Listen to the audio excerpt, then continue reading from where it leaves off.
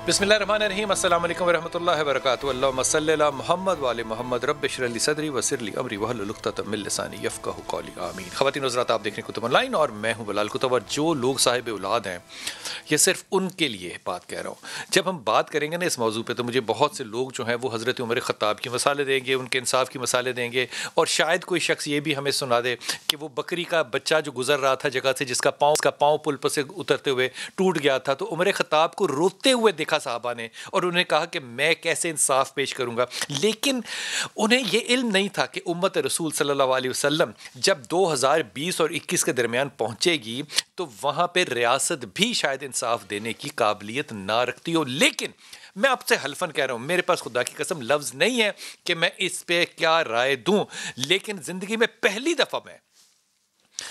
पहली दफ़ा मैं मॉडल टाउन में एक मजलिस सुनने गया, और वहाँ पे मैंने जब वाक़या करबला का पेश और पस मंज़र सुना, मैं बहुत ही हौसले से उसको सुनता रहा जब तक कि शिमर ने सैयदा सकीना की बालियां खींच के उनके चेहरे पे तमाचे नहीं मारे। वो वक्त था जब मैंने ये फैसला किया कि अब अल्लाह की लानत से इनको कोई नहीं बचा सकता, क्योंकि जो अपनी हिफाजत करने के काबिल ना हो, जब आप उस पर जुल्म करें, फिर अल्लाह का कहर अगर नहीं गिर रहा, तो मैं इसको नबी की रहमत और बरकत कहूँ तो भी मेरा दिल कम होता है कि या अल्लाह, ये हमारे ही मुकद्दर में था कि हम उम्मत मोहम्मद, हम आशिक रसूल, हम वो लोग जो सबसे ज़्यादा उम्रा और खैरात और सदकात और रमज़ान में रोज़ा रखते हैं, और हम वो लोग जिनसे हमारी अपनी बच्चियाँ बचपन से लेके जवानी तक, जवानी से लेके उम्र तक, और उम्र से लेके बुढ़ापे तक हमसे महफूज नहीं। हमें क्या हो गया? मैं हिम्मत की दाद देता हूं उन रिपोर्टर्स की जो ये जाके बात की तफ्तीश करते हैं। किस दिल से करते होंगे, अल्लाह ताला ही इनको इसका सब्र और अजर दे सकता है। जहांगीर मेरे साथ होंगे इंशाल्लाह, जो हमारे रिपोर्टर हैं। हमारे साथ फराद अली शाह साहब हैं, अस्सलाम वालेकुम शाह साहब। हमारे साथ सैयद वसीम हैं, शाह साहब अस्सलाम वालेकुम। इमरान किश्वर हमारे साथ होंगे, जो DPO कसूर हैं, और आलिया बर्नी कराची से हमारे साथ होंगी। जहांगीर खान, आपसे बात शुरू करता हूँ। जहांगीर खान, जो भी कहना चाहो बताओ यार, खुदा की कसम अब तो दिल जो है ना, और लफ्ज़ जो है वो ख़त्म हो चुके हैं कि क्या हुआ। अब तो हैरत भी ख़त्म हो गई। जहांगीर खान, ये क्या वाक़या हुआ? बिलाल साहब, ये पत्तोकी जो है जिला कसूर के ही डोमेन में आता है। पत्तोकी का इलाका है सराय मुगल, जहां पर ये वाक़यात रिपोर्ट हुए हैं जिनमें कमसिन बच्चियों के साथ ज्यादती की गई, और 5 मुकदमा जो है वो पुलिस ने दर्ज किए, जिनमें से पहला मुकदमा जो है वो 7 दिसंबर को दर्ज किया गया। उसके बाद मुकम्मल खामोशी रही, लोगों ने एहतजाज किया, जिसके बाद पुलिस ने मजीद 4 मुकदमा दर्ज किए, और जो मुलजिम है उन तीनों मुकदमा में एक मुलजिम नामजद है जिसको पुलिस ने गिरफ्तार किया। पुलिस का दावा कि इस मुलजिम को गिरफ्तार किया, जबकि जो इलाका मकीन है उनका कहना है कि इसको पकड़कर पुलिस के हवाले किया गया। जिसके बाद पुलिस ने मुकदमात का इंदराज किया, और जो मुतासरा बच्चियां हैं उन्होंने इस मुलजिम की शनाख्त की। अब इस वाक़े में, जो कि कसूर में ये दोबारा वाक़या पेश आया, इसमें ये बात है कि जितने भी विक्टिम्स हैं, बच्चियां हैं, उनकी उम्रें 7, 8, 9 और 10 साल। इससे ज्यादा उम्र की कोई भी बच्ची जो है वो विक्टिम्स में शामिल नहीं है। और ये मुलजिम जो है, ये इसका तरीका वारदात भी मुश्तरक रहा। तमाम वारदातों में ये बच्चियों को फ्रूट का लालच देकर या उनके वालिदैन से मिलवाने का लालच देकर साथ ले जाता रहा, और उसके बाद उनके साथ इसने ज्यादती की कोशिश की। जब उनका मेडिकल करवाया गया तो पुलिस ने ये तस्दीक किया है कि उन बच्चियों के साथ ज्यादती की कोशिश की गई है, और मुलजिम ने पुलिस कस्टडी में एतराफ़ जुर्म भी किया है। जो इलाका मकीन है उनका ये कहना है कि पुलिस ने बरवक्त कार्रवाई नहीं की, जिसकी वजह से मजीद 4 इंसिडेंट्स जो है। जहांगीर, इसमें जो पहला पर्चा हुआ था, वो पहला पर्चा किस चीज का था? पहला पर्चा जो इसमें हुआ था वो वकूआ जो है वो 5 दिसंबर का है। वो जो FIR है वो 7 दिसंबर को दर्ज की गई। वो दफा 376 जो है ज्यादती या रेप की जो दफा है, उसके तहत वो मुकदमा दर्ज। तो 2 दिन क्यों नहीं? मतलब 2 दिन क्या, किस चीज का इंतजार करते रहे? किसी ने पर्चा कराया नहीं, किसी ने शिकायत नहीं कराई, या किसी ने शिकायत की नहीं? जो मुकदमा के मुद्दई हैं उनका ये कहना है कि हमने दरखास्त दी थी, पुलिस टाल मटोल से काम लेती रही, और एक और शख्स को गिरफ्तार किया गया जिसका नाम अल्लाह रखा है। लेकिन जब तफ्तीश हुई और वाकयात नहीं रुके, तो ये पुलिस को इल्म हुआ कि ये असल मुलजिम नहीं है जिसको गिरफ्तार किया गया, असल मुलजिम कोई और है। जिसके बाद लोगों ने एहतजाज शुरू किया, और एक शख्स को जो कि एक बच्ची को वर्गला कर किसी खेतों में ले जाने की कोशिश कर रहा था, उसको रंगे हाथों पकड़ा। लोगों ने पुलिस को कॉल किया, पुलिस मौका पर पहुंची, उस शख्स को हिरासत में लिया। तो उसके बाद ये कंफर्म हुआ कि असल मुल्जिम जो है ये यासीन है, जिसके बाद जो आरपीओ है डॉक्टर इनाम वहीद, उन्होंने भी तस्दीक की कि असल मुल्जिम यासीन ही है और इसी ने कन्फेस भी किया है कि ये तमाम वारदातें या इनकी कोशिश जो है ये इसने की है। अभी उसका जो डीएनए की सैंपलिंग है वो कर ली गई है, मजीद इसकी फोरेंसिक रिपोर्ट्स का इंतजार है ताकि इसका मैं ये बड़े ही टूटे हुए दिल से जहांगीर आपसे पूछ रहा हूं और बहुत ही माफी के साथ पूछ रहा हूं और एक बाप की हैसियत से तौबा करके पूछ रहा हूं, मुझे थोड़ा सा ये क्लियर कर दो, ज्यादती की कोशिश हुई या ज्यादती हुई? साहब बात यह है कि अब ज्यादती की कोशिश हो या ज्यादती हो, अब वो मुल्जिम का जो बयान है वो इंतहाई खौफनाक है। उसमें वो के ये कहता है कि जी मैंने ज्यादती की कोशिश की, लेकिन जिस तरह से वो इस वकूए को बयान करता है वो मेरे कानों में वो हिम्मत नहीं थी कि मैं वो सुन सकूं कि ये क्या बोल रहा है, ये क्या इसके अल्फाज ये भट्टा मजदूर है। अगर मैं सही हूं, ये भट्टा मजदूर है, मैं इसको कुछ भी नहीं कह सकता, यासीन इसका नाम है। भट्टा मजदूर बच्चियों को लेके कहां जाता था? ये बच्चियों को, इसमें जो 4 FIR है उसमें ये लिखा हुआ है कि बच्चियों को कहता था कि मैं तुम्हें फ्रूट दिलाऊं, तुम्हारे वालिद के साथ मिलवा दूं या तुम्हारा फलां रिश्तेदार जो है उसके पास लेके चलो, और ये कहकर उनको ले जाता था खेतों में या वीराने पे जहां पर किसी की कोई आना जाना नहीं है, आमदोरफ्त नहीं है लोगों की, वहां पर ये ले जाता था। वहां पर इसने जो एतराफी बयान भी इसका सामने आया उसमें इसने बताया है कि इसने किस तरह से ये सारी वारदात प्लान की और बच्चियों को किस तरह से इसने अपनी हवस का निशाना बनाया। अभी जहांगीर खान, इस शख्स ने जो ये जुर्म किया है, मैं जुर्म भी नहीं इसको कह सकता, जुर्म तो बड़ा छोटा सा लफ्ज है, झूठ बोलना भी जुर्म है। ये इसने जो किया, इसके घर वालों को पता है, उनका कोई रद्द अमल है, कोई इसका रद्द अमल है, इसके अपने घर में बच्चे होंगे, ये शादीशुदा है, इसका अपना सोशल स्टेटस क्या है? ये यहाँ पे मजदूरी करता है, किसी भट्टे में मुलाजिम में रहने वाला, किसी और जगह का है। अभी तक इसके पीछे इसकी फैमिली में से कोई भी नहीं है जिसने कि आके क्लेम किया हो कि इसने ये जुर्म किया है या उनको शर्मिंदगी है या इसने ये जुर्म नहीं किया। इसका अपना बयान सामने आया है, उसमें ये कहता है कि मैं शर्मिंदा हूँ, मेरे से गलती हुई। लेकिन अब चूंकि जहांगीर मेरे साथ रहना, इमरान केशवर साथ हैं जो कि DPO कसूर हैं। इमरान, बहुत शुक्रिया आपका साथ है। इमरान, ये बात आपसे मैं यही की बात कह रहा हूं, ये मैं बात आपको तंजन नहीं कह रहा, मैं ईमानदारी से बिल्कुल सच्चे दिल से कह रहा हूं कि क्या इस शख्स का, जिसने 4 साल से लेके 12 साल तक या 10 साल तक की बच्चियों के साथ ये ज्यादती की है, क्या इसका शुक्रिया अदा करना चाहिए बहसियत माशरा में कि इसने उनको कत्ल नहीं किया, उनके अज्जा नहीं काटे, उनके चेहरे नहीं मसक किए, उनके सर पे ईंटें नहीं मारी? क्या ये बनता है क्या? थैंक यू वेरी मच जी, बहुत हॉरिबल इंसिडेंट था और हम भी बच्चियों वाले हैं, हमारे दिल भी उसी तरह से गमनाक हैं जैसे बाकियों के हैं। ये मुलजम जो है ये 2003 में इसने यासीन वल खुदाबख्श ने एक कत्ल किया था जिसमें ये 9 साल की जेल हुई इसको। हाँ। उसके बाद फिर इसकी जुवेनाइल ऑफेंडर्स होने की वजह से ये बेल आउट हुआ और उसके बाद दोबारा ये 2019 में एक मुकदमे में जेल में गया और इसकी फिर बेल आउट हुआ 3 माह पहले। हाँ। और उसके बाद फिर इसने कुछ देर रक्षा चलाना शुरू किया और एक भट्टा है यहाँ पे सादिक का, वहाँ पे उसने काम करना शुरू कर दिया मजदूरी पे। तो उस दौरान में सराय मुगल का रहने वाला ये है, लाहौर के करीब एक गाँव का, और सराय मुगल में आके इसने अपनी मजदूरी ये भट्टे पे काम करना शुरू किया। और इस दौरान में एक बच्ची का केस हमें 6 तारीख को रिपोर्ट हुआ, उस पर पर्चा जब दर्ज हुआ तो हमें एक CCTV फुटेज मिली बाजार में, कस्बा सराय मुगल में। उस CCTV फुटेज के मुताबिक बैक साइड इसकी एक नजर आती थी और एक बच्ची साथ में इसके जा रही है। उसकी मदद से हमने, चूंकि इसका चेहरा और बैक साइड सिर्फ नजर आ रही थी, चेहरा नहीं था, फ्रंट नहीं था, तो उसका हमने सस्पिशंस पे मुख्तलिफ लोगों को शामिल तफ्तीश किया, जिसमें हमारे मुताबिक इनिशियल फाइंडिंग्स में एक अल्लाह रखा मुल्ज़िम जो था वो इसमें इन्वॉल्व पाया गया, जिसकी वीडियो एनालिसिस ज्यादा मुशाबहत रखती थी।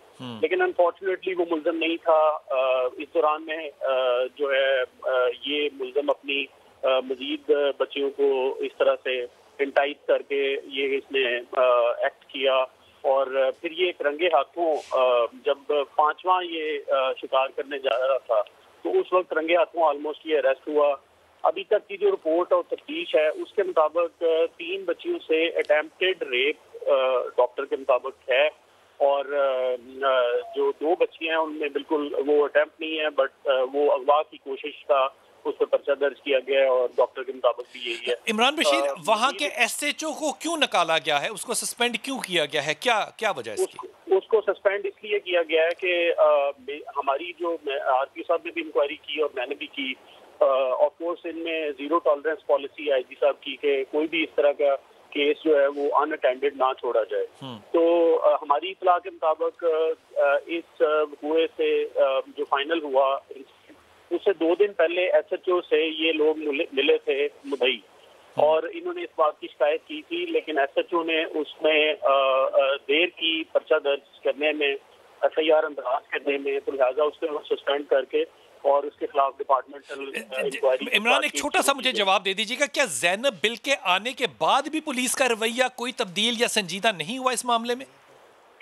SHO का डिफेंस जो कि हमारे लिए नाकाबिले कबूल है, गो के कंप्लेनेंट उसके खिलाफ अभी भी वो बोल नहीं रहे, लेकिन हम समझते हैं कि ये उसमें फिर भी इनएक्शन था उसके पार्ट पे और बिल्कुल हम उसके खिलाफ कार्रवाई कर रहे हैं। लेकिन प्रॉब्लम ये थी, उसका डिफेंस ये था कि जी मैं चूंकि ऑलरेडी एक अननोन एक्यूज था उसको तलाश कर रहे हैं, हमने पम्पलेट्स भी रिसीव किए, जो उसका नॉर्मल एक डिफेंस होता है जो कि हमारे लिए काबिल कबूल नहीं था, लिहाजा हमने उसके खिलाफ कार्रवाई। इमरान, आखिरी सवाल। इमरान, ये जो कसूर का सारा इलाका है, ज़ैनब बिल के आने और ज़ैनब बच्ची से पहले भी यहाँ पे कई ऐसे मुकदमे आ चुके हैं जो कि जिनकी वीडियो से लेके रेप से लेके चलते चले आ रहे हैं।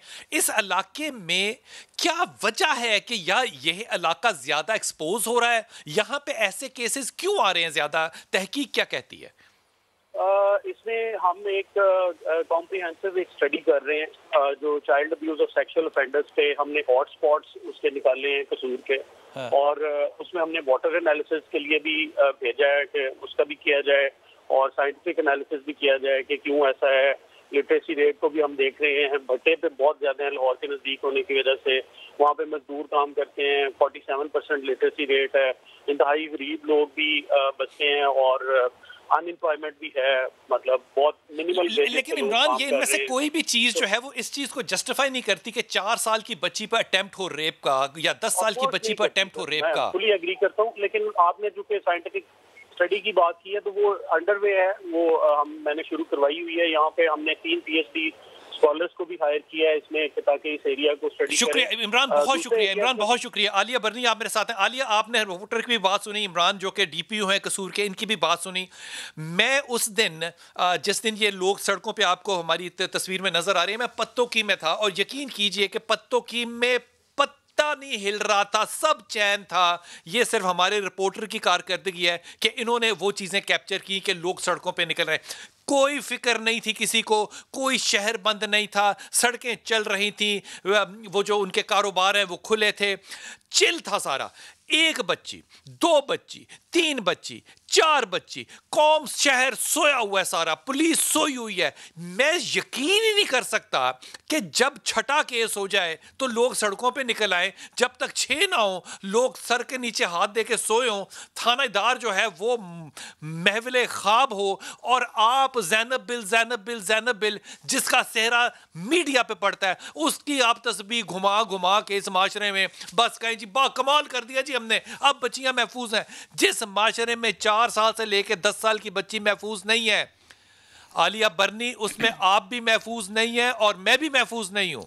दिल को कैसे काबू में लाऊं बिलाल भाई, के बात करूं कि मेरे हाथ और पैर कांप रहे हैं कि किन अल्फाज में बोलूं। जब से मुझे सुबह आना था यहाँ, रात भर मुझे नींद नहीं आई। ये इस कौम के और किसी हाकिम के नहीं कांपने, किसी अदारे के नहीं कांपने। मुझे तो नहीं लगता कांप रहे हैं बिलाल भाई, मेरे पास तो इख्तियार नहीं है, मेरे पास मसाइल बहुत और इख्तियार नहीं। उनके पास मसाइल कुछ भी नहीं, इख्तियारात बहुत ज्यादा हैं। मैं नहीं मान सकती कि उनके दिल पर चोट लगती है। उनके दिल पर चोट लगती तो रोड पर जब अपने लिए आते हैं, उनकी बेटियां बेटियां हैं, महल की बेटी बेटी है, झोपड़ी की बेटी कोई भी नहीं है, जानवर से बदतर है।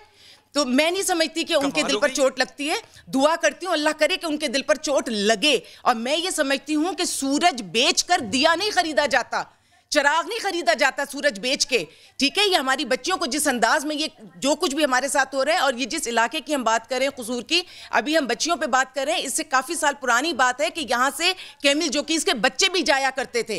क्या बेटी क्या बेटा, मुझे तो समझ नहीं आ रहा कि इस इलाके में ये चीज आज की नहीं हो रही। फिर कैमिल जोकीज जब बंद हुआ, जब ये खेल बंद हुआ था मिडिल ईस्ट में, तो उसके बाद यहाँ से बच्चे जाना बंद हुए थे। यानी बच्चों का जाना बंद नहीं हुआ था। बंद क्या किया गया था, पूरा वर्ल्ड वाइड एक गेम बना के और फिर इस गेम को बंद किया गया था। वहां से बहुत सारी एफर्ट्स की गई थी, और मैं ये समझती हूं कि उसके बाद अगर उस तरह बच्चों को इस्तेमाल नहीं किया जा सका, तो अब बच्चों को वहां इस तरह इस्तेमाल किया जा रहा है। पहले उन्हें बेचा जाता था, और जिस तरह तो कैमिल जोकीज के लिए जाते थे ना बिलाल भाई, उनको अपाहिज कर दिया जाता था, उनको खाना नहीं मिलता था, उनको वहां उनके साथ ज्यादतियां होती थी, उनका वजन नहीं बढ़ने देते थे। मेरे साथ रहिएगा, मैं वक्फे पे जाऊंगा। आलिया जो बात कर रही है, ये कर रही है मिडिल ईस्ट की, जो कि अमीर तरीन तेल ममालिक है। वहां पे जो कैमल रेस होती थी, वहां पे पाकिस्तान से और खासतौर पे इस इलाके से बच्चे जाते थे, जो कि ऊंटों पे बिठा जाते थे और उस पे जुआ खेला जाता था। अब उसको दुनिया ने बंद किया, ना मिडिल ईस्ट ने ना पाकिस्तान ने, दुनिया ने बंद करवाया। और उसके बाद आपको ये कहानियां नजर आती हैं। मैं तसव्वुर नहीं कर सकता कि 4 साल की बच्ची अटेम्प्टेड रेप हो और माँ बाप को खबर ना हो। 10 साल की बच्ची अटेम्प्टेड रेप हो, माँ बाप को खबर ना हो। अगर खबर नहीं है तो ये बेखबरी की कोई तो वजह होगी।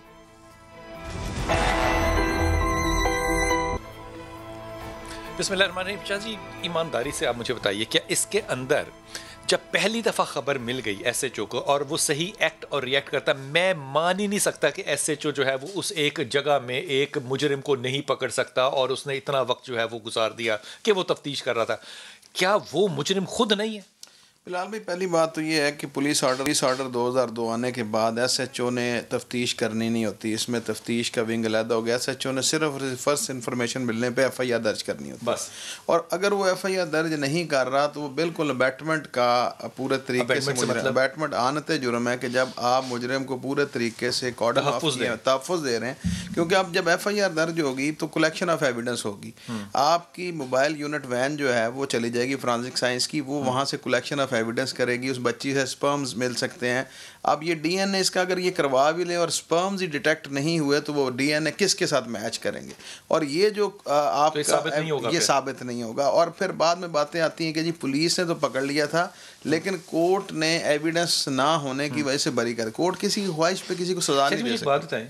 मैं जितने सालों से आपको जानता हूँ ना, आप चीख के कह रहे हैं कि पुलिस एफआईआर नहीं काटती, तो पुलिस एफआईआर नहीं काटती, उन पे कोई फर्क पड़ा है अभी तक? देखें, अभी आपके सामने डीपीओ साहब आपको कह रहे थे कि जी हमने उनके खिलाफ महकमाना कार्रवाई कर दी। महकमाना कार्रवाई यही होती है कि डीपीओ साहब ने खुद ही सुनना है और जब ये खबर आपकी खत्म हो जाएगी तो उस वक्त ये जो आज इस बात पे हम पीट रहे हैं ये केस भी खत्म हो चुका दफा ही नहीं लगते वो, और वो दफा लगते नहीं है। उसके बाद दूसरी बात ये है कि उस एसएचओ को, अगर ये डीपीओ को ऐसा ऑर्डर पास करें कि अगर इस किस्म के क्राइम में इन्वॉल्व एसएचओ, आइंदा एसएचओ नहीं लगेगा तो फिर आप देखें कि वो एफआईआर क्यों नहीं। आप मुजरिम को मुल्जिम कहने की हैसियत नहीं रखते, उसको आप कैसे निकाल देंगे? देखें, गुजारिश ये है कि आपको कानून साजी करनी पड़ेगी। अभी आपके सामने ज़ैनब बिल की बात कर रहे हैं। अब एंटी रेप एक्ट जो आया है उसके अंदर जब तक आप एसएचओ को भी उसकी लायबिलिटी फिक्स करने का सेक्शन नहीं रखेंगे उस वक्त तक एसएचओ। और फिर एक और बात करता हूँ कि इन पुलिस मुलाजमीन के खिलाफ इंक्वायरी का इख्तियार पुलिस के आला अफसरान के पास नहीं होना चाहिए। इनके खिलाफ भी इंक्वायरी का इख्तियार, क्योंकि हमारे पास पब्लिक सेफ्टी कमीशन नहीं बन सके। आपको पता है कि 2002 से पुलिस ऑर्डर आया, पब्लिक सेफ्टी कमीशन नहीं बने। ये पुलिस का मुलाजिम किसी के सामने जवाब दे है ही नहीं। वो अपने ही पुलिस मुलाजमीन किसी के सामने जवाब दे है ही नहीं। वो अपने ही आला अफसरों के पास उनकी चार्जशीट बनती है, अपने ही आला अफसरान को एक अच्छा सा सलूट मारने के बाद बायदा उन्होंने बरी कर दिया जाता है। और वो इस आज तक कभी सजा देखी? मैंने तो कोई सजा होते नहीं देखे। सनशोर की सजाएं होती हैं या इनकी कोई सजा जब्त कर ली जाती है, बाय द एंड ये जो है लैक ऑफ एविडेंस की वजह से उसमें से क्विट हो जाते हैं। देखें, ये कितना बड़ा क्राइम है कि कलेक्शन ऑफ एविडेंस को आपने डिले कर दिया और डिले होने की वजह से एविडेंस ज़ाया हो गई है। तो ये टेम्परिंग ऑफ एविडेंस नहीं है। और टेम्परिंग ऑफ एविडेंस का जो बंदा शिकार होते हुए पूरा सिस्टम को ख़राब किए हुए उसको आप सजा क्या दे रहे हैं कि आपने उसको सस्पेंड कर दिए। तो सस्पेंशन इज नो पनिशमेंट मेरे ख्याल में, कि जुर्म जितना बड़ा है। ये बिल्कुल ऐसी बात है पटवारी को कहीं घर बैठ के काम करे। और मैं एक और बात करूंगा, ये सजा है। मैं एक और बात करूंगा कि आज भी जो उसको गिरफ्तार किया वो पुलिस ने गिरफ्तार नहीं किया, उसको अवाम ने पकड़ा है और पकड़ने के बाद इनके हवाले कर दिया कि ये इस किस्म की हरकत कर रहा है। एक और बात बिलाल भाई मैं करना चाहूँगा, हम क्राइम होने के बाद के सीन को डिस्कस करते हैं। मैं ये कहता हूँ क्राइम से पहले ये क्यों हो रहा है। अब देखें भट्टे पे जो आदमी बॉन्डेड लेबर कर रहा है वो 2-2 साल अपने घर नहीं जा रहा, उनको मजबूर किया जाता है। स्मार्टफोन्स उनके पास हैं, हर किस्म का बुरा मटेरियल उनके पास 75 रुपए की गलीज मटेरियल 75 रुपए के मंथली बंडल पे उनको अवेलेबल है। हाँ। अब उसका आफ्टर इफेक्ट तो आना है, उस बंडल से रोकेगा भी कोई नहीं, कोई भी नहीं रोकेगा कोई। और जो वो इस किस्म के क्राइम फिर किन पे करेंगे, ये छोटे बच्चे और ये छोटे बच्चियां जो हैं गुर्बत की वजह से उनका शिकार। मुझे आपने शाह साहब एक दफ़ा एजुकेट किया था जब कसूर के पहले वाक़यात हुए थे कि डार्क वेब कोई साइट है, कोई पेज है। मुझे तो लगता है कि वो डार्क वेब जहाँ पे मेरी और आपकी रसाई नहीं हो सकती ना, ये तो सारा का सारा माशरा ही डार्क वेब बना हुआ है। बिलाल भाई आप बिल्कुल ठीक कह रहे हैं। और अब तो आदत सी है कसम से इस तरह के वाक़यात सुनने की, कोई बड़ी बात दिल खराश भी नहीं होता। नहीं बिल्कुल नहीं। वो मामला वैसे रहे ही नहीं, ना जज्बात उस तरह से मतलब बिफरते हैं, ना कोई ऐसी मतलब सुन के हर बंदा कार्रवाई डाल रहा है, हर बंदा कार्रवाई डाल रहा है। और यहाँ पर देखें उसका कोई अजाला नहीं है। आप जब तक किसी को इबरत नहीं बनाएंगे, इबरत का निशान नहीं बनाएंगे, तब तक इस तरह के वाक़यात होते रहेंगे। अच्छा ये 6 बच्चियों के बाद जैसे शाह जी कह रहे हैं कि फिर पता चलता है कि चलो जी ये बंदा इसे पकड़ लो, और वो भी अवाम ने पकड़ा, पुलिस ने नहीं पकड़ा। आपने यहाँ पे एक बात पे गौर नहीं किया, अवाम 6 बच्चियों के रेपिस्ट को, मुबैना रेपिस्ट को पकड़ के लेकर आई, उन्होंने मारा नहीं। वो मार सकते थे, अगर वो मारते तो फिर भी हम इन्हीं को गालियां निकालते कि कानून हाथ में ले लिया। जब उन्होंने कानून हाथ में नहीं लिए तो कानून करने जो का कोई नहीं, कानून करने जो का नहीं कि आप सस्पेंड करके बैठ गए आराम से। और आइंदा क्या होना है शाह साहब? भाई ये होना है आइंदा, जैसे वो बता रहे थे ब्रेक के दौरान, पहले भी बात कर रहे थे कि ये महकमाना इंक्वायरी जब होगी तो आपने ही सुनना है, मैं आपके मातहत हूँ। जब तक ये खबर चल रही है तब तक इसके ऊपर आप घर बैठ जाएं। पटवारी वाली मिसाल आपने दी, बैठ के काम करो, तनख्वाह मिलती रहेगी। वो क्या खत्म, मतलब जैसे ही वो होगी मैंने आपको बहाल कर दिया, आप जाएं जाके ड्यूटी दोबारा उसी जगह पे ऐसे जो लगा दिया। इस तरह से मामला हल नहीं होंगे। देखें ज़ैनब अलर्ट बिल आ गया, उसके अंदर देखें असेंबली के अंदर जब ये बिल बन रहा था तब बहुत शोर हुआ। ये भी कार्रवाई थी। हाँ, तो ज़ैनब एक्ट क्या उसका हुआ, ज़ैनब बिल से क्या हुआ? कुछ नहीं हुआ फर्क। उसमें यही है बस SHO या पुलिस ऑफिसर जो मुतलका है जिसके पास केस है वो 10 मिनट के अंदर सुनेगा। एक बात बताएं, एक हेल्पर बना दिया मुझे एज एन इन्वेस्टिगेशन बताएं, एक आदमी जो कि सजा काट के आ चुका है, जो इस आदमी के ऊपर उसके बाद पर्चा हो चुका है, जो जिसका अपनी चची के साथ भी मामला जो है वो इसी तरह का रहा है, ये सारी सूरत हाल के बाद माशरा उसको एक्सेप्ट कैसे कर लेता है? माशरा खुद बहुत गंदा और गलीज हो चुका है। माशरा खुद बहुत अपना आप उतार चुका है। माशरे के अंदर गुंजाइश है कि इस तरह के लोगों को एक्सेप्ट करे। क्यों? क्योंकि हर कोई उस तरह से हो गया, क्योंकि हर किसी ने गैरत का लबादा खतरनाक बात की है, उतार दी। इतनी खतरनाक बात ये हकीकत है। शाह जी की बात को सेकंड करते हुए एक बात करूंगा कि माशरे में अगर मीडिया खामोश हो जाए और आप इस चीज़ को रिपोर्ट ना करें तो क्राइम नहीं है। अब मैं आपसे एक क्वेश्चन करता हूँ छोटा सा, क्या आपको पता है कि अगर मीडिया जिस पे सारे उंगलियां उठा रहे हैं, अगर वो ये बात ना करे तो ये जुर्म ही नहीं है, ये होगा फिर नहीं, कुछ भी नहीं है ही नहीं। मुझे ये छोटी सी बात करता हूँ, माल्टन इंसिडेंट का आप किसी को पता है कि उस केस की क्या कार्रवाई हुई या आबिद मल्ली आजकल कहाँ है? देखें जब तक मीडिया पे कोई चीज आपको मोटरवे का केस पता है क्या डेवलपमेंट हो रही है? तो मैं उसी की बात कर रहा हूँ ना। आपको वो कसूर के जो वेबसाइट थी उनका पता है क्या हुआ? बिल्कुल किसी को नहीं पता। उसकी वजह कि जब मीडिया पे कोई चीज चार्जशीट होती है तो पूरे तरीके से इदारे जो हैं वो खड़े भी हो जाते हैं और वो कार्रवाई भी करना शुरू कर देते हैं। लेकिन जैसे ही वो खबर जो है वो बैक साइड पे जाती है, कोई नई खबर आ जाती है तो इदारे इनको छोड़ के उस तरफ चले जाते हैं। तो अब मीडिया थाना बने या अदालत बने? गुजारिश ये है कि मीडिया जैसे अपना किरदार अदा कर रहा है इस तरह बाकी लोगों को भी अपना किरदार अदा करना क्यों नहीं कर रहा? वो मोहल्ला क्यों नहीं कर रहा? जहाँ पे पहले 4 साल की बच्ची आई थी वहां उस वक्त क्यों नहीं लोग खड़े हुए? भाई माशरा अगर सोया रहेगा, जैसे शाह जी ने बात की, अगर माशरा सो जाएगा तो फिर हम आदी हो जाएंगे। गलत है, सो नहीं रहा, बेशर्म हो चुका है। बिल्कुल इसी तरह आप ये 4 साल की बच्ची आ जाए और आप अपने घरों में रहें।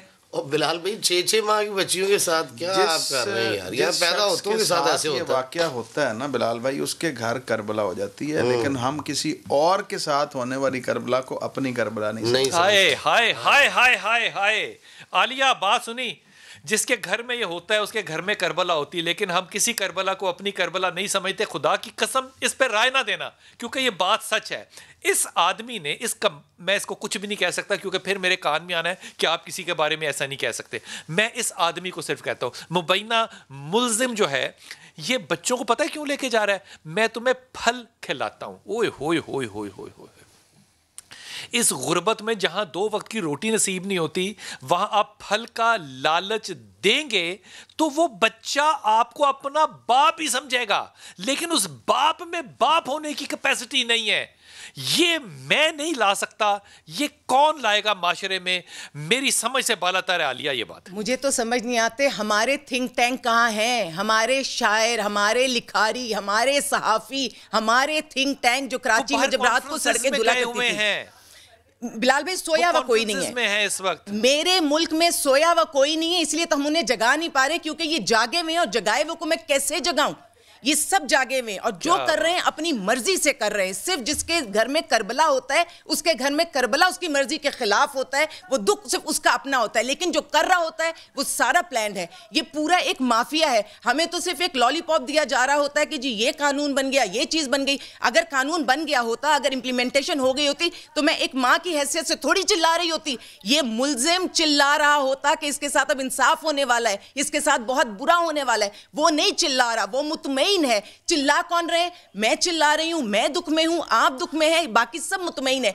बात इतनी सी है कि अब हम औरतों को भी बहुत ऐसी डायरेक्शन पे जाते हुए देख रहे हैं जो केसेस हम करते हैं हमने जिंदगी में नहीं किया। माँ का केस, बहन का केस वो हमने नहीं किया, लेकिन आपने इस माशरे की माँ को भी तबाह कर दिया है, आपने इस माशरे की औरत को भी तबाह कर दिया। आपने उसको इतना बेइज्जत कर दिया है, इतना बेइज्जत कर दिया है कि अब औरत को खुद समझ नहीं आ रहा कि अपने इज्जत नफ्स को बचाए कैसे। जो इस इलाके की माएँ हैं, जो औरतें हैं, वो सिर्फ बच्चा पैदा करने की मशीन है। आप जाकर देखें उनकी जिंदगी में रखा क्या। मैं मानती हूं कि बाप के लिए भी रोजगार कमाना बहुत मुश्किल है, लेकिन उस मां की क्या हालत होगी जो हर साल एक नए वजूद को दुनिया में लाती हो। वो अपने मियां को क्या संभालेगी? वो तो अपने घर, अपने बच्चों में लगी हुई है, वो तो रोटी रोजी में लगी हुई है। और जब वो मियां को नहीं संभालती तब भी उसी पर इल्जाम आता है कि घरदारी को देखे, मियां को देखे, मियां को इन बुराइयों से रोके। अरे उसको इंसान तो रहने दो।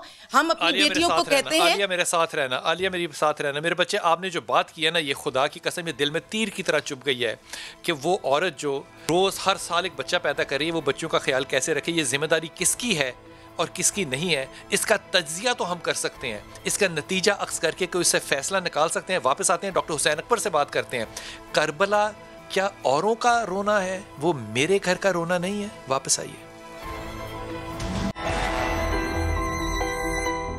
बिस्मिल्लाहिर्रहमानिर्रहीम। मयार जो है वो मजमूई तौर पे गिरा है, मैं इस बात से मुत्तफिक भी हूँ और मैं देख भी रहा हूँ। मेरा नहीं ख्याल कि कोई भी शख्स आप में से कह सके कि इस माशरे का अखलाकी जवाल नहीं हो रहा, बिल्कुल हो रहा है। लेकिन जवाल से जो मुझे ज़्यादा ख़तरनाक बात लगती है वो दोहरे मयार और मुनाफिकाना रवैये हैं। शाह जी, आपने अपने पूरे कैरियर में ऐसे मुकदमा देखें अदालतों में? बिलाल भाई, ना सिर्फ ऐसे मुकदमा देखे हैं बल्कि as a human right activist मैंने बहुत से केसेस किए। जैसे आपने कभी इनमें इंसाफ देखा? देखें, इंसाफ हो नहीं सकता। उसकी वजह यह है कि इंसाफ हो नहीं सकता। उसकी रीज़न मैं आपके सामने रखना चाहता हूँ। उसकी पहली सबसे रीज़न ये है कि इदारे अपना काम नहीं करते। जैसे collection of evidence prior time नहीं की जाती।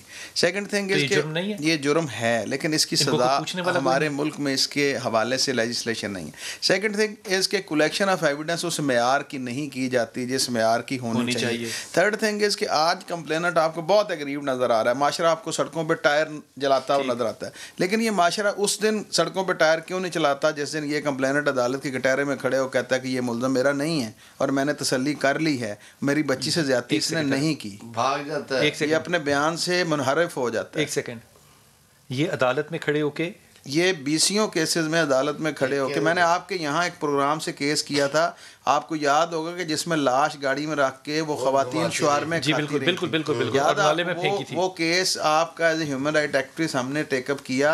मैंने पंजाब बार काउंसिल के फोरम से उसको पूरे तरीके से लीगल एड प्रोवाइड की और बाय द एंड उस लड़की के बाप ने अदालत में खड़े होकर, माँ ने अदालत में खड़े होकर कहा कि हमने सफाई ले ली, हमारी बेटी के कातिल ये नहीं है, और उनको क्लीन चिट अदालत से दे दी और वो जो कत्ल था वो डिक्की में रख के वो खवातीन घूमती नहीं, जगह तलाश करती रही। हमने वहाँ से जाके प्रोग्राम किया था और वो रास्ते में शवारमा और कोल्ड ड्रिंक्स पीती रही। यही था ना? जी बिल्कुल। आपको मैं आपका ये प्रोग्राम याद कराऊंगा जिसमें माँ ने अपने 3 बच्चे जो थे उनको कत्ल कर दिया था, आपको याद होगा, आपने प्रोग्राम किया, उसमें भी हमने लीगल एड प्रोवाइड की थी। और बाई द एंड जी अस्क्रीम, और उन्होंने कहा था, दादाजी ने जो मुद्दई थे उन्होंने कहा कि हमने सफाई ले ली है, मेरे पोतों की कातिल ये नहीं है। फिर आपको रायवंड का केस याद कराऊंगा ना, जी वो बरी हो गई, उसके दादा ने बच्चों के कहा तीन बच्चे जी। फिर आपको याद कराऊंगा, वो जो मॉडल गाड़ी लेकर गई थी वो भी बरी हो गई। फिर आपको मैं याद कराऊंगा, आपने प्रोग्राम किया था रायवंड में, एक औरत ने ससुराली झगड़े के ऊपर अपने बच्चे पानी की टैंकी में बंद कर दिए थे, आपको याद है? आपने प्रोग्राम किया, हमने उसमें भी लीगल एड प्रोवाइड की। और बाद में उस बच्चों के बाप ने कहा कि मेरी बीवी की मैंने सफाई ले ली है, ये नहीं, बच्चे खुद टैंकी में चले गए थे और वो फौत हो गए। ये बेसिकली बिलाल भाई ये सच है, और मैं आपको फैक्ट्स पे बात करूं। और फिर एक और मैं बात करूंगा, अगर आपने 164 का स्टेटमेंट इदारों ने करवाया होता, अगर उनकी फुटेजेस बनी होती, तो कल को अदालत में उस साइंटिफिक एविडेंस पे सज़ा दी जा सकती है। लेकिन क्योंकि हम माशरती तौर पर ये चीज़ें अडॉप्ट कर चुके हैं कि पहले टायर जलाओ कि FIR दर्ज नहीं हुई, फिर आप अदालत में खड़े, ये जब तक आप पूरे तरीके से माशरे से इन चीज़ों को नहीं निकालेंगे, मैं समझता हूँ कि उस माँ और उस बाप को, देखें इस्लामी तौर पे आप कहते हैं ये दियत ले लो, है मैं मानता हूँ, लेकिन इस्लाम ये भी कहता है कि चोर की बाजू काटो, इस्लाम ये भी कहता है कि खून का बदला खून है। जब तक आप इस्लामिक सज़ाएँ इम्पोज नहीं करेंगे एज ए इस्लामिक स्टेट, एक तरफ तो आप कहते हैं कि हम मदीना बनाना चाहते हैं, दूसरी तरफ आप मदीना की सज़ाएं नहीं देना चाहते, ये है आपके कोलो फेल का नहीं लाना चाहते, ये है आपके कोलो फेल का तजाद। जी मैं फिर आपसे कह रहा हूँ, मैं खुदा की कसम, मुझे इस वक्त यकीन ही नहीं आ रहा, जिस औरत ने 3 बच्चे कत्ल किए थे वो आज़ाद है? बिलाल भाई मैंने वो क्योंकि केसेस किए हैं इसलिए मैं आपको बता रहा हूँ, बच्चे डबोए वो आज़ाद है, बिल्कुल बरी हो चुके हैं, अदालत से उनको क्लीन चिट दी गई है। और यही हमारे माशरे का सबसे काला ये अगर फरहाद शाह हमारा गवाह ना होता तो इस वक्त हम झूठे होते, क्या हमने तो बात ही झूठ की। अच्छा मजे की बात आपको बताता हूँ, वो खातून जिसने अपने 3 बच्चे मारे, उसने एक कुरान की तलावत घर में लगाई ऊंची ताकि बच्चों की आवाज़ ना निकले, और उसके बाद वो अपने महबूब के पास, मैं आशिक का लफ्ज़ भी नहीं इस्तेमाल कर सकता, ये भी बड़ी बुरी सी बात हो जाएगी, वो गई और उसने कहा तुम्हारा रास्ता मैंने साफ कर दिया है, ये वीडियो ऑन एयर।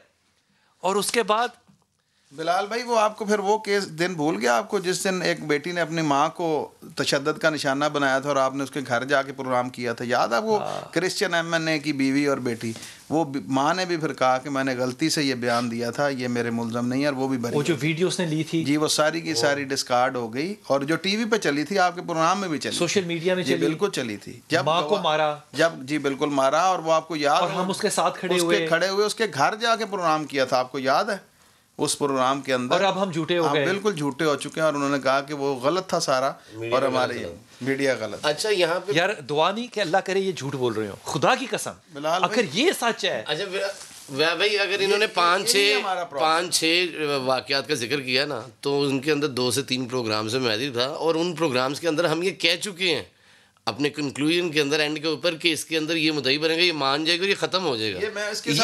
ये बात हम कर चुके हुए हैं तब भी। मैं एक चीज़ ऐड करना चाहता हूँ बिलाल भाई, मैं हर प्रोग्राम में कहता हूँ, और आपको एक और याद कराता हूँ कि जो अब हमारे IG पंजाब हैं गनी साहब, ये गनी साहब हमारे साथ पैनलिस्ट हुआ करते थे, याद है आपको? बिल्कुल। और मैं इनको कहता था कि आप इसके अंदर जब तक स्टेट अपनी रिस्पॉन्सिबिलिटी फुलफिल नहीं करेगी उस वक्त तक मसला हल नहीं हो सकता। स्टेट की पहली जिम्मेदारी की इन्वेस्टिगेशन, पहली जिम्मेदारी है कि FIR का बर वक्त इंदराज करे, और सही इंदराज हो। सेकंड इज के जो एविडेंस है वो प्रॉपर तरीके से कलेक्ट की जाए।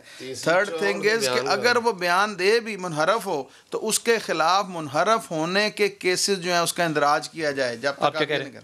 मैं यही कह रहा था, जिस तरह फरहाद भाई कह रहे हैं कि उसी वक्त जो स्टेटमेंट है 164 की वो ले लेनी चाहिए, ताकि उसके अंदर स्टेट आपके साथ रेफरेंस मुद्दई या गवाह बन जाती है, ठीक है, कि हाँ ये वक़ुआ हुआ था उस वक्त, और उसने खुद हल्फन उस चीज़ का वो जज के सामने इकरार कर लेता है कि हाँ जी हुआ था, फिर नहीं सकता उससे ना। भाई मैं एक बात ऐड करना चाहता हूं, ये कानून, अब मेरे कहने पे मेरी एक गुजारिश सुन लें आप, अब एक सुन लें आप, एक प्रोग्राम इस बात पे भी करें कि जो आपने प्रोग्राम चलाए थे और जो मुद्दई यहाँ पे आपके पास रोता था, उस मुद्दई के उन केसेस का क्या बना, मेरे कहने पे, मेरे रिक्वेस्ट पे एक प्रोग्राम ये भी करें। मैं इतनी पता नहीं शर्मिंदगी या इतनी एम्बैरसमेंट ले भी सकता हूँ कि नहीं। आलिया बड़ी ईमानदारी से, आलिया ये बात आपको मैं कह रहा हूँ, और मैं ये बात और मेरी सारी टीम इस बात की ना गवाह है। हम एक लाहौर में रेस कोर्स रोड पे एक थाने पे गए, और वहाँ पे वो जो केस था, वो एक औरत ने अपने 2 छोटे छोटे बच्चों को और दोनों को पानी में डबो के मारा था, और वो मामला सिर्फ इतना था कि वीज़े 2 आए थे दुबई जाने के, औलाद बीच में एक्सेसिव थी तो मार दी। उन्होंने कहा जी गुर्बत की वजह से।